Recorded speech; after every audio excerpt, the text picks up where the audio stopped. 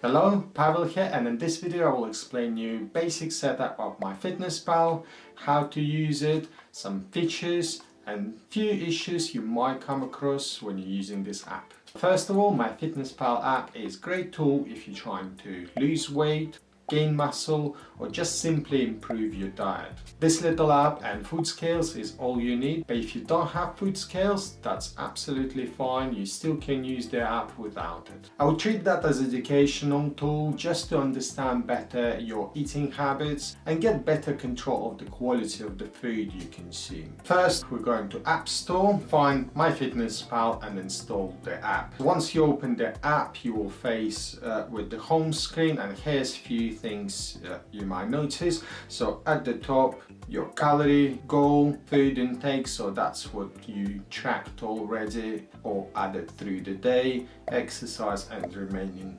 calories. If we go to second tab at the bottom, it takes us to the diary, so that's when the magic happening, and that's when you can start adding the food.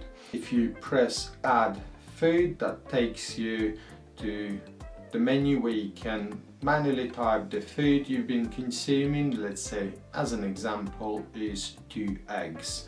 You can just type in egg. So if you already logged it in before, it will give you an option, and you can adjust the number of serving if needed. So let's say it was not 2 but 3 eggs this time, so we can just simply adjust that and then press the tick button at the top, and it will add it to your breakfast. So we have 3 eggs just been added over here. So very easy and simple to use. So let's say you had something new this time. So it's give you some option of the items that you already had before, but if you're not happy with these options, you can press search, and then it will give you the list of other options which you can choose from. Let's say chicken wing. So 1 wing gives me number of servings. So let's say I had 6 wings this time, so it gives us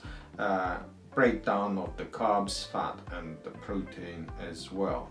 Another quite good feature over here is if you go to add food, you can use the scan barcode feature. So if you bought the food in the shop, you can just scan the barcode using this feature, and it goes automatically straight into your app, and you can track it this way. The middle button over here gives you a little quick menu pop out, a few options over here, so you can change the weight. So if you're tracking the weight, if you're trying to lose weight or gain weight, so that could be one of the features you might be using. So you can put your current weight, so you can keep the track of your progress as well. If we're going back, there is a food button that will give you an option: breakfast, lunch, dinner, snacks. So it's quick menu, you can pop in if you had a snack. The last button over here is exercise.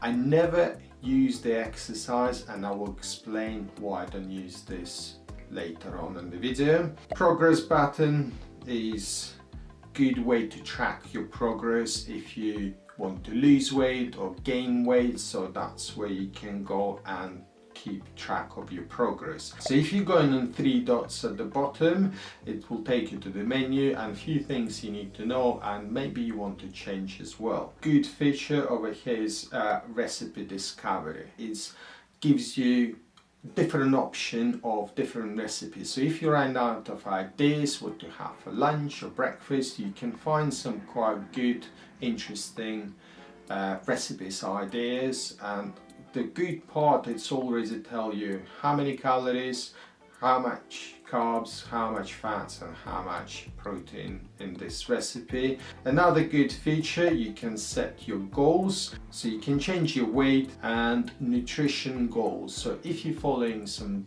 diet and you worked out your TDEE and you're trying to, let's say, lose weight and want to stay in the calorie deficit, so you can manually set up it over here.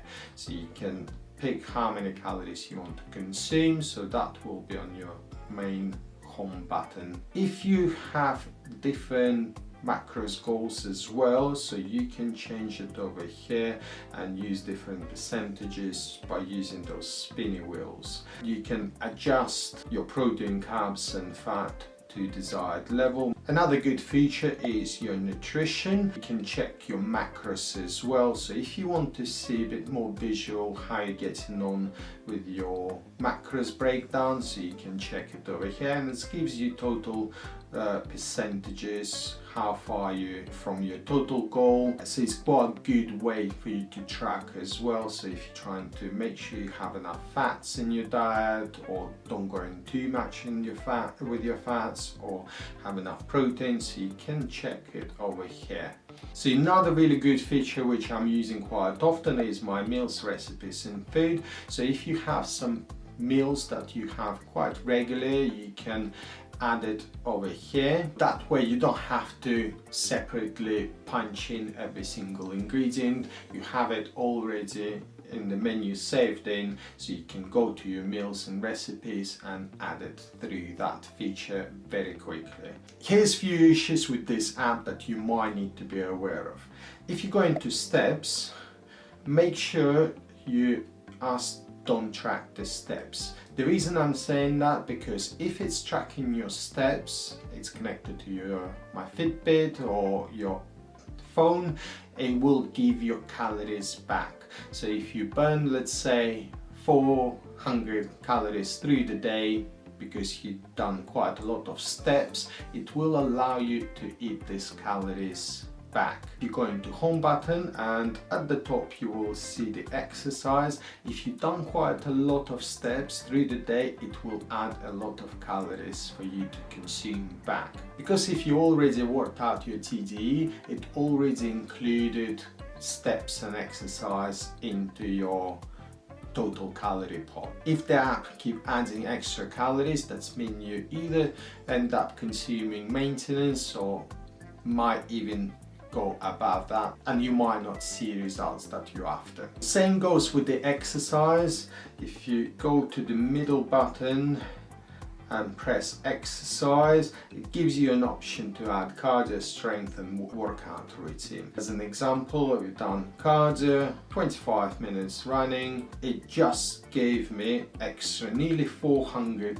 calories to consume back. So whatever I burned, I basically will this app will allow me to consume back. So I wouldn't add my exercise or steps purely because I don't want to consume extra calories if I'm trying to lose weight. Another thing you need to be aware is if you change your goals, let's say you're trying to lose 10 kilos and I change my goal to 70 kilos, it will ask me what is your weekly goal weight loss.